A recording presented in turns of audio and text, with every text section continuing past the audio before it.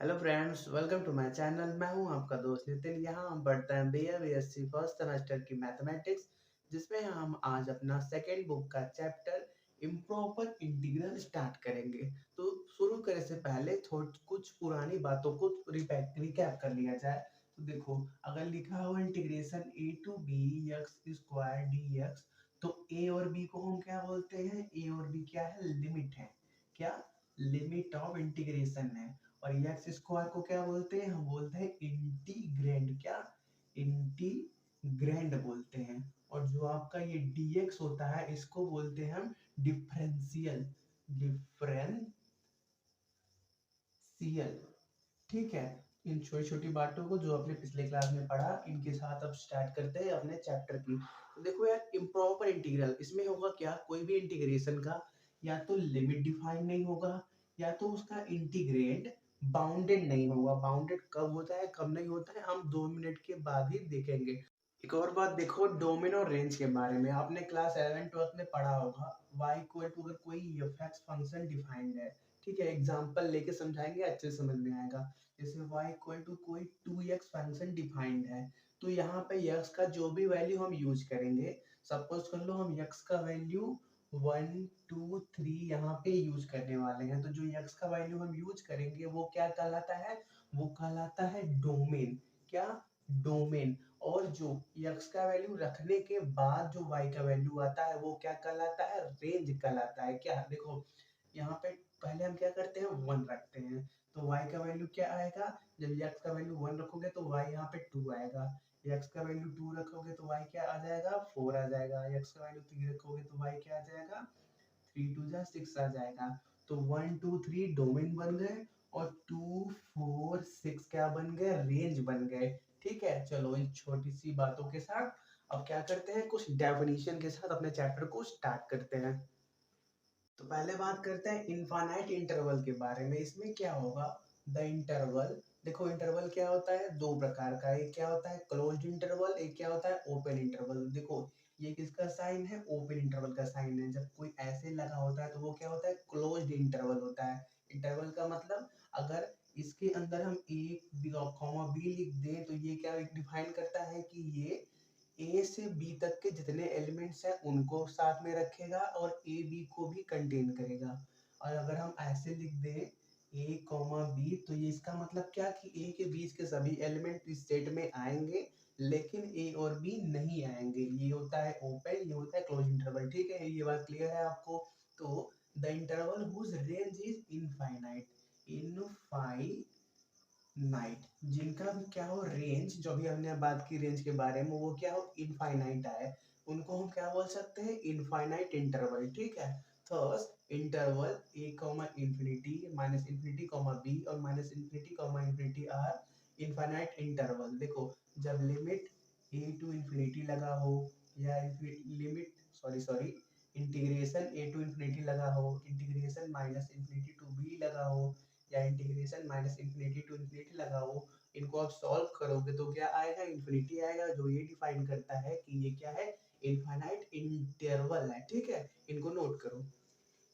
तो अब बात करते हैं बाउंडेड और अनबाउंडेड फंक्शन के बारे में। तो देखो यार, ये तो बुक का डेफिनेशन है, हम आपको सिंपल सा मेथड बता देते हैं। देखो, जैसे आपको क्या दिया रहेगा? कोई भी इंटीग्रेशन कोई भी फॉर्म में दिया है, हम जैसे एग्जांपल ले रहे हैं, 0 टू इंफिनिटी फॉर्म आपको दिया है 1/1 प्लस एक्स स्क्वायर dx। आपको चेक करना है कि ये बाउंडेड है कि अनबाउंडेड। तो देखो यार, बाउंडेड का मतलब, आप उसको सॉल्व करोगे तो कोई फाइनाइट वैल्यू आएगी। फाइनाइट वैल्यू का मतलब कोई रियल वैल्यू आएगी, रियल नंबर वैल्यू आएगी। अगर वो इनफाइनाइट आ जाए सॉल्व करने पे, तब वो क्या बन जाएगा? अनबाउंडेड। तो इसको चेक कैसे करते हैं? आप क्या करो, एक बार x की जगह इन्फिनिटी रखो, एक बार x की जगह 0 रखो। अगर वो फाइनाइट आ जाए तो बाउंडेड है, अगर इनफाइनाइट आ जाए तो अनबाउंडेड है। ठीक है, तो देखो, पहले क्या करते हैं? x की जगह इन्फिनिटी रखते हैं, तो 1/1 प्लस इन्फिनिटी का होल स्क्वायर। तो ये कितना बन जाएगा? 1/इंफिनिटी का होल स्क्वायर, या 1/इंफिनिटी का होल स्क्वायर का मतलब 1/इंफिनिटी। और 1/इंफिनिटी कितना होता है? 0 होता है। तो 0 आ गया। 0 क्या है? एक रियल नंबर है। अब क्या करते हैं? x की जगह 0 रखते हैं, तो देखो one upon one plus zero, मतलब इसका वैल्यू क्या आ गया, वन आ गया। तो देखो एक बार जीरो आया, एक बार वन आया, और दोनों क्या है, रियल नंबर है।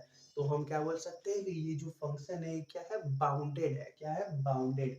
अगर सॉल्व करने पे उसका लिमिट क्या आ जाए, इनफाइनाइट आ जाए, तब हम क्या बोलेंगे कि अनबाउंडेड। जैसे एग्जांपल में ये देखो, अगर हम क्या करें, x का वैल्यू वन रखें, ठीक है, अगर x का वैल्यू वन रखें तो वन माइनस वन जीरो हो जाएगा, तो वन अपान जीरो बन जाएगा। तो वन अपान जीरो कितना होता है, इन्फिनिटी होता है।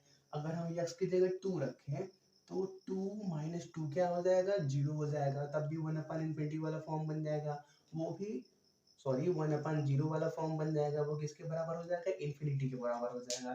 तो ऐसे ऐसे फंक्शन जिनका रेंज क्या इनफाइनाइट है वो क्या होते हैं, अनबाउंडेड होते हैं।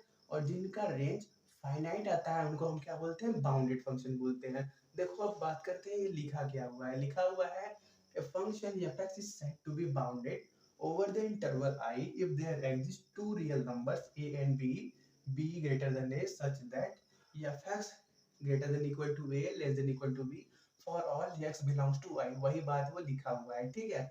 उसके बाद क्या हुआ है, अनबाउंडेड की बात करते हैं। उसमें क्या लिखा हुआ है, function is said to be unbounded at a point if it becomes infinite at that point. अगर वो इनफाइनाइट उस पॉइंट पे हो जाए तो वो क्या हो जाएगा, अनबाउंडेड हो जाएगा।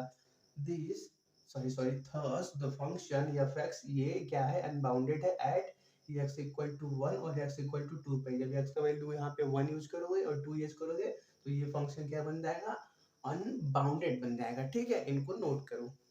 तो अब बात करते हैं मोनोटॉनिक फंक्शन के बारे में। तो देखो, real valued function f defined on an interval I is said to be monotonically increasing if x greater than y रखने पे f(x) ग्रेटर देन y आए। देखो, अगर हम कोई भी फंक्शन f में x ग्रेटर देन y रखेंगे तो वो f(x) greater than fy value दे। इसको उल्टे ए को हम क्या बोलते हैं, फॉर ऑल बोलते हैं। For all x, y belongs to I, तब वो क्या कहलाएगा, मोनोटोनिकली इंक्रीजिंग कहलाएगा, ठीक है। अगर दूसरे केस बनाए, अगर हम x ग्रेटर देन y रखें लेकिन वो दे क्या, f(x) लेस देन y दे दे, तब हम क्या बोलेंगे कि वो क्या है, मोनोटोनिकली डिक्रीजिंग है। For all x, y belongs to I। I क्या है, कोई भी एक सेट का एलिमेंट्स है, ठीक है, कोई भी एलिमेंट्स का एक सेट है, ठीक है। फिर बात करते हैं a function f defined on an interval I is said to be a monotonic function if it is either monotonically increasing or decreasing। देखो, कोई भी फंक्शन किसी भी इंटरवल I में डिफाइंड होगा, वो मोनोटोनिक तब होगा जब या तो वो इंक्रीजिंग हो मोनोटोनिकली या मोनोटोनिकली डिक्रीजिंग हो। जैसे आपको पता है साइन एक्स का ग्राफ क्या होता है, ऊपर नीचे ट्रेवल करता है। तो जब साइन एक्स में एक्स का वैल्यू जीरो से पाई बाई टू तक जाता है तो हम क्या देखते हैं कि साइन एक्स का ग्राफ बढ़ रहा है। तो हम क्या बोल सकते हैं कि उस इंटरवल के बीच, जीरो से पाई बाई टू के बीच, वो क्या है, मोनोटोनिकली इंक्रीजिंग फंक्शन है। फिर जब पाई बाई टू से हम पाई की तरफ आते हैं तो देखते हैं ग्राफ कैसा होता है, नीचे होता रहता है। तो हम क्या बोल सकते हैं कि पाई बाई टू से पाई के बीच function f equal to sine x क्या है, मोनोटोनिकली डिक्रीजिंग है, ठीक है। इनको नोट करो।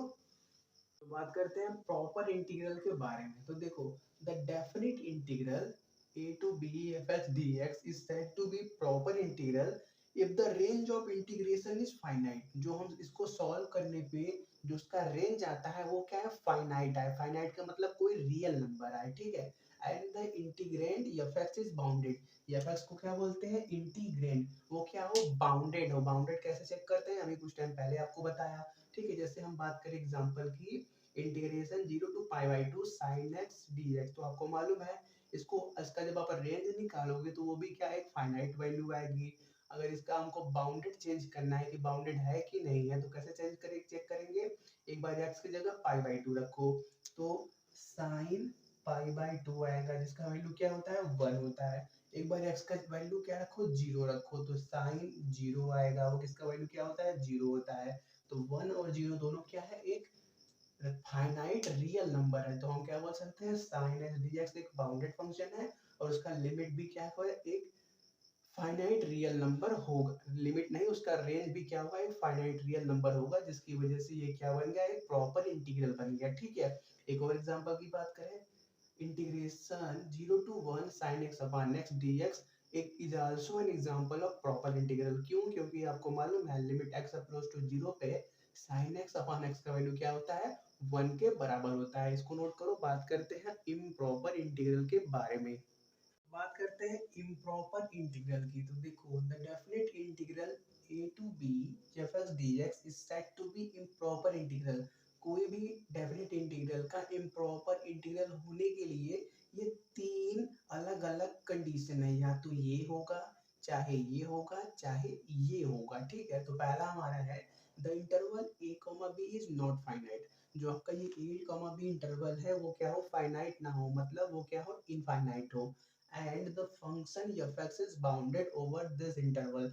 एक a और b क्या हो, इनफाइनाइट हो, फिर भी वो फंक्शन क्या हो, बाउंडेड हो a कॉमा b के अंदर, a कॉमा b इंटरवल के अंदर। अभी हम बहुत सारे क्वेश्चन करेंगे जिसमें हम इस आपको ये बात बताएंगे। ठीक है, दूसरा क्या होगा, the interval a comma b is finite. क्या हो, a कॉमा b का वैल्यू एक फाइनाइट वैल्यू हो, रियल वैल्यू हो, and f(x) is not bounded over this interval. लेकिन जो आपका f(x) है वो क्या हो, बाउंडेड ना हो, मतलब उसका जो वैल्यू आए वो कितना आ जाए, इनफाइनाइट आ जाए।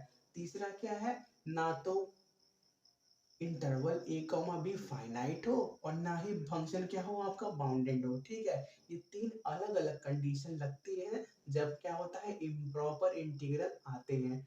चाहे ये कंडीशन लग जाए, चाहे ये, वो क्या कहलाता है, इम्प्रॉपर इंटीग्रल कहलाता है। ठीक है, इनको नोट करो। बात करते हैं improper integral of first kind की, फिर बात करेंगे सेकंड काइंड की।